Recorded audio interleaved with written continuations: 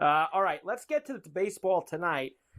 Yankees and Rangers already washed away. They will play a straight doubleheader tomorrow afternoon at the stadium starting at 1 o'clock. So a back-to-back there for that. As of now, everyone else still in the mix. We'll start in D.C., where the Angels, after taking 2 out of 3 from the Yankees, head down to take the Nats. Jose Soriano and Mitchell Parker Lewis can't lose going for D.C. Minus 115 for the Nats, minus 105 for the Angels, and a flat 9.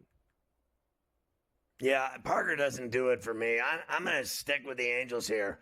After they got rid of the Yankees and played so well against the Yankees, why not go beat the Nats? They stink. They do stink, that's for sure. Next, we were talking about this Baltimore-Tampa game during the Tater Time segment. Zach Eflin and Zach Littell, the pitching matchup tonight. Minus 145 for the O's on the road. Rays plus $1.20 and a flat 8. Yeah, I like Baltimore on the run line at plus 122 to beat the Rays in Tampa. I think Eflin's looked sharp so far for them, and I think they beat the Rays. Oakland into Toronto. Jose Berrios going for the Jays tonight. Mitch Spence goes for Oakland. Minus 155 for Toronto. Plus $1.30 for the A's and an 8.5. Well, I'm not laying that juice with Barrios after you told me how many home runs he gives up.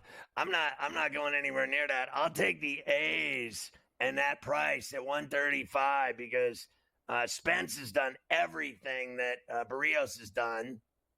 Literally, I mean, they're almost identical what they've done this season. So I don't have a problem with the A's with their bats. I do not either. Houston opens up a weekend series at Fenway against the Red Sox. Ronel Blanco and Tanner Houck, the starters here tonight. Red Sox minus 135, plus 115 for the Stros, and a big 9.5. I mean, the Astros just haven't been scoring runs, right? So they've hit a wall again. I'm on Boston here in Houck at Fenway. The Padres, of course, have been red hot. They go to Miami to see the Fish. Martin Perez against Edward Cabrera, the pitching matchup. Minus 125 for the Friars, plus 105 for the Fish, and a flat 8. I'm run line in the Padres. They've won 5 in a row. I can get it at plus 115, and I like the over 8.5.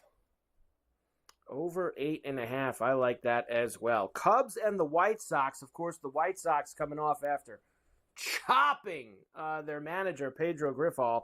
Jameson shots at Tyone, and Garrett, don't call me Davy Crockett because my name is Crochet, goes for the White Sox tonight. Minus 145 for the Cubs, plus $1.20 for the White Sox, and a flat 8.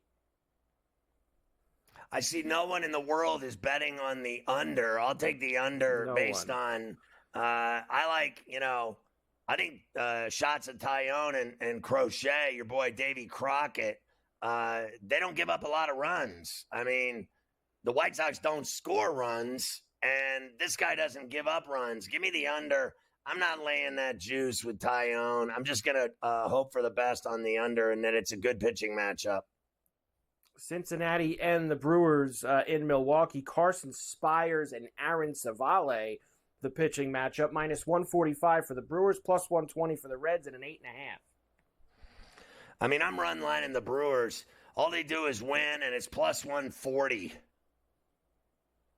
It is plus 140, that's for sure. Guardians and the Twins will play the second game of that doubleheader. Minnesota won the first game, Scotty, to get within 2.5 of first place in the AL Central. It'll be Louis Varland for the Twins and Alex Cobb making his first start of the season. Remember, they traded for him from San Francisco. He'd been out all year. He finally gets back on the mound. Minus 115 for the Twins, minus 105 for the Guards, and an 8.5. I'll take Cobb and the Guardians even money in game 2. Cardinals and the Royals, of course, getting together in Kansas City. Michael Lorenzen for the Royals and Mikolas for the Cards. Minus 120 for Kansas City. Even money for the Redbirds and a flat 9. Yeah, I don't really have a problem with that price on Lorenzen at minus $1.20. I'll take the Royals at the K. Atlanta, as we mentioned, is going to Colorado to see the Rockies. Grant Holmes and Tanner Gordon. Who? Both of these guys, geez, minus 165 for Atlanta, plus $1.40 for the Rockies, and of course the big 10.5 at Coors Field. I'll go over and the Braves. Phillies and the Diamondbacks again in very humid toasted that Arizona plays in. Zach Wheeler and Ryan Nelson, minus 145 for the Phillies at an 8.5. I couldn't believe that they cooled off the Diamondbacks. I'm going to go again with the Phillies and Wheeler. I think he's too tough for them tonight. 3 baseball games left before we move on to all the NFL preseason this weekend. Mets are in Seattle starting for series tonight. Jose Quintana and Bryce Miller kick things off for us. Minus 135 for the M's, plus 115 for the Mets, but flat 8 is the total in the Pacific Northwest. These are teams that can lately do it, right? Put up some runs. I like the over 8 in this one. And, you know, I think both of these guys, Quintana and Miller, are around 4 runs a game. So I think it's right where it should be. I like the over. I like Seattle at home. I think the further west the Mets go, the less likely they'll win. Yeah, no question about that. The Pirates start a weekend series in Los Angeles against the LA Dodgers. Of course, Mitch, don't call me Helen Keller, going for the Buccos. Jack Flaherty is going for the Dodgers tonight. Of course, Scotty, you know this being a lifelong Pirate fan. Flaherty, when he was with the Cardinals, destroyed the Buccos. I think he's 10-1 with a 2.2 or something like that against the Pirates in his career. As far as tonight goes, minus 210 for the Dodgers, plus 170 for the Buccos, and a flat 8. Jesus, with those numbers you just gave me, I have like no choice, right, than to take the Dodgers, but I'm not laying that kind of piece. Look, I got to be honest with you. I don't care what Jack Flaherty's done. I think Helen Keller's a better pitcher than Flaherty. I'm going to take the Pirates at plus 175. You remember when the Pirates went out to Dodger Stadium and swept 4 games? It's happened before. They're not afraid to play the Dodgers.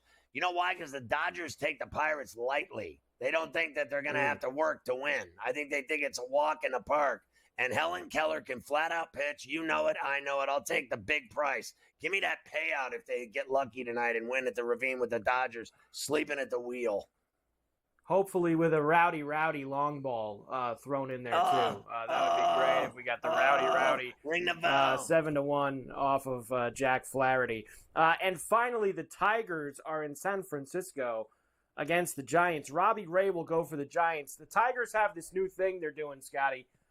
When Skubal's not pitching, it seems like they never announce who their starter is, and they throw some opener in there for an inning or two. So who knows who's going to start this game for them. Minus 185 for the Giants, plus 150 for the Tigers, and a 7.5. Yeah, I'm hearing Maeda again. I think we thought that the other night, and they didn't use him. I think they'll use him tonight, but it doesn't matter. I like Robbie Ray. I like the Giants. I like them on the run line at plus 110. Lay it. And I also like the over 7.5. I think the Giants will score 8 or 9 runs themselves.